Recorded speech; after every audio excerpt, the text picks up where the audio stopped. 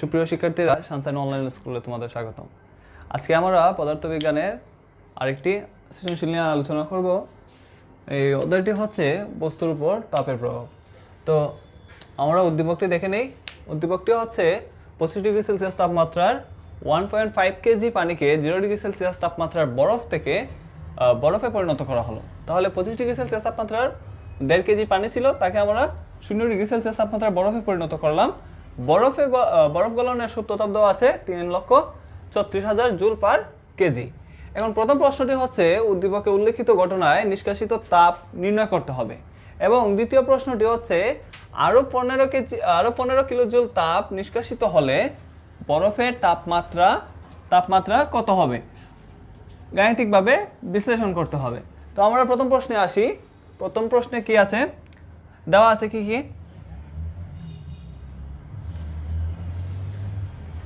দেওয়া আছে যে আমার পানির ভর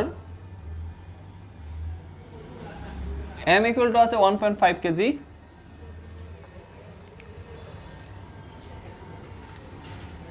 বরফ গলনের সূত্র তাপ দেওয়া আছে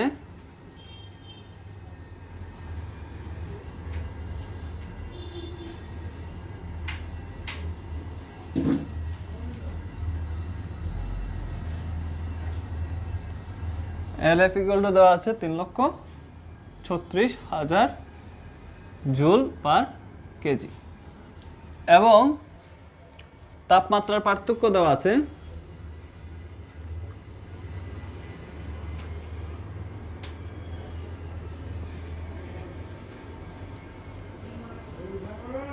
তাপমাত্রার পরিবর্তন ডেল থিটা ইকুয়াল টু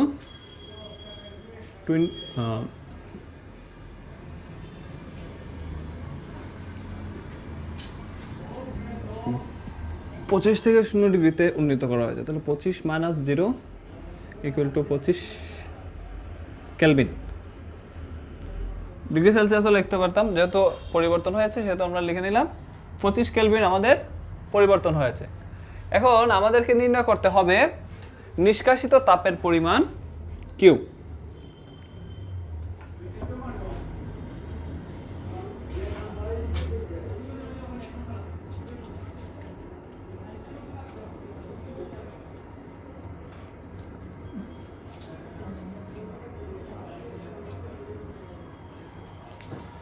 তো এই হচ্ছে আমাদের উপাত্তগুলো। এখন আমরা সূত্রের সাহায্যে লিখে নেই।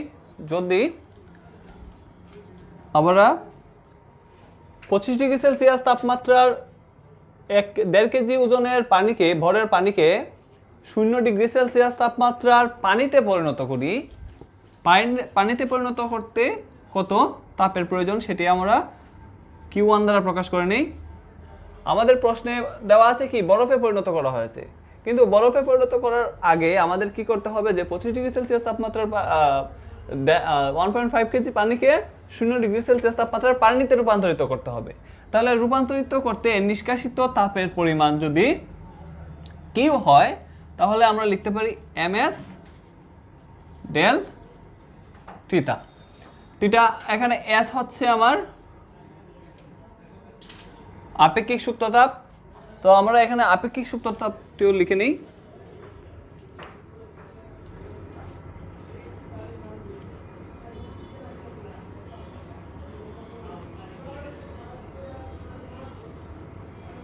আপেক্ষিক তাপ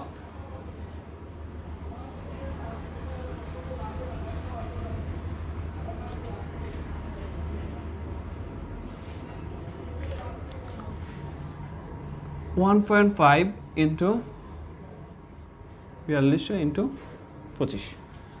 তো আমরা যদি এটাকে ক্যালকুলেশন করি তাহলে আমাদের মান দাঁড়াচ্ছে, আমাদের হচ্ছে 1,57,500 জুল। এই হলো আমার Q1 এর মান।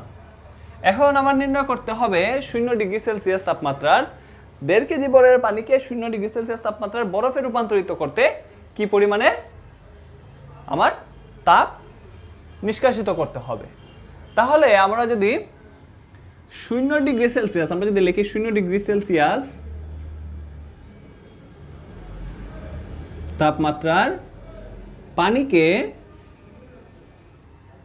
0°C তাপমাত্রার বরফে রূপান্তরিত করি,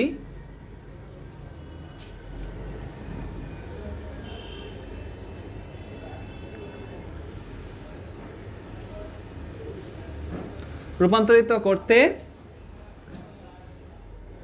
নিষ্কাশিত তাপের পরিমাণ Q2 ইকুয়াল টু হবে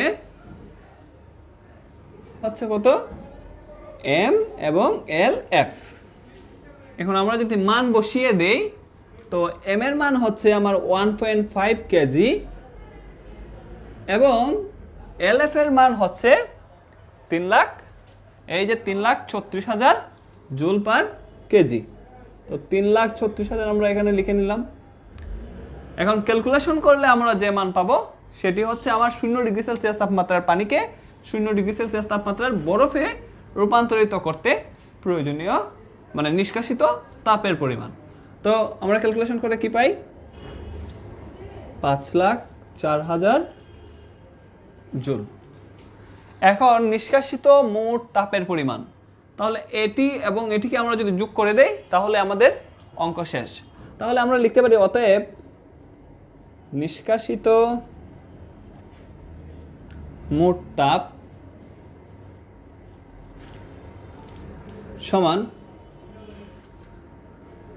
Q1 প্লাস Q2। তো মান বসিয়ে দেই, মান বসিয়ে দিলে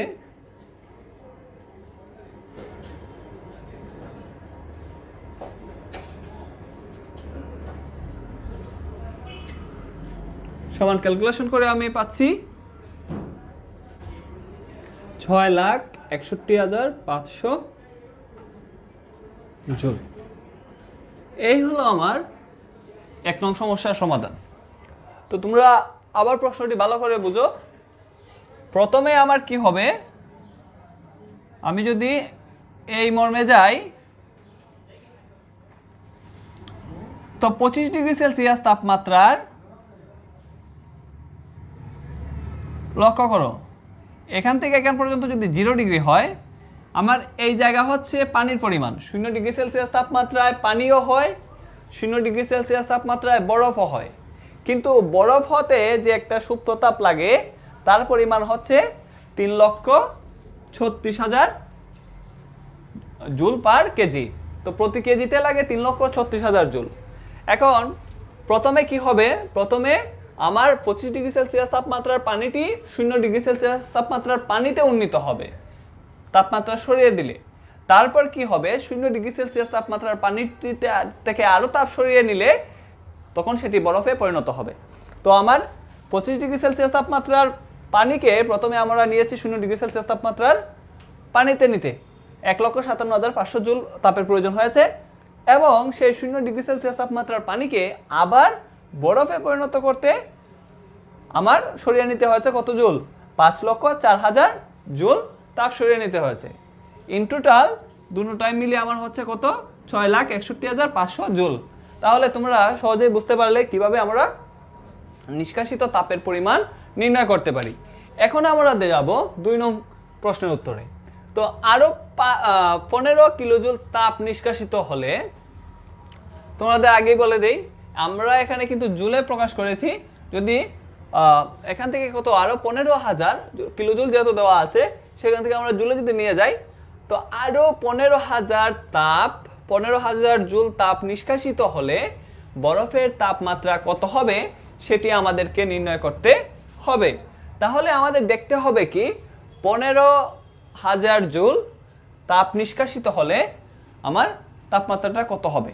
তো আমরা লিখে নেই,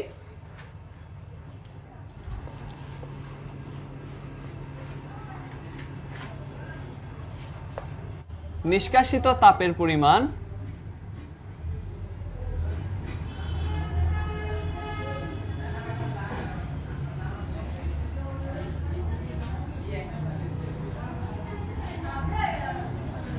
Q equal to 15 kilojoule. 15 kilojoule আমরা যদি জুলে প্রকাশ করি তাহলে আমাদের হবে 15,000 জুল, এবং তাপমাত্রার পার্থক্য আমরা ধরে নেই বরফের তাপমাত্রা হবে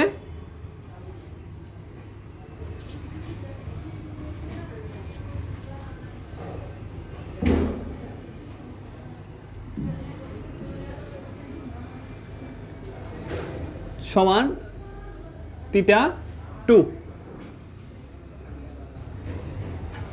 আমরা ধরে নিয়েছি যে 15 কিলো জুল তাপ নিষ্কাশিত হলে বরফের তাপমাত্রা হবে θ2। তাহলে তাপমাত্রার পার্থক্য হবে, অতএব তাপমাত্রার পার্থক্য বা তাপমাত্রার পরিবর্তন হবে, যেহেতু আমার বরফের তাপমাত্রা ছিল 0 ডিগ্রি সেলসিয়াস তাপমাত্রায় ছিল, তাহলে আমাদের বিয়োগ করতে হবে কি 0 ডিগ্রি থেকে আমার θ2 এর মান বিয়োগ করতে হবে। একক হিসেবে আমরা ব্যবহার করলাম কেলভিন। আর কি দেওয়া আছে? আর তো কিছু দেওয়া নেই। এবং অবশ্যই পানির ভর দেওয়া আছে। পানির ভর m = 1.5 কেজি। যেহেতু এখন বরফ নিয়ে আলোচনা করা হচ্ছে, তাই আমরা জানি যে বরফের আপেক্ষিক তাপ হচ্ছে 2100 joule per kg per kelvin. এখন লক্ষ্য করো, আমরা যদি বরফের আপেক্ষিক তাপ লিখি,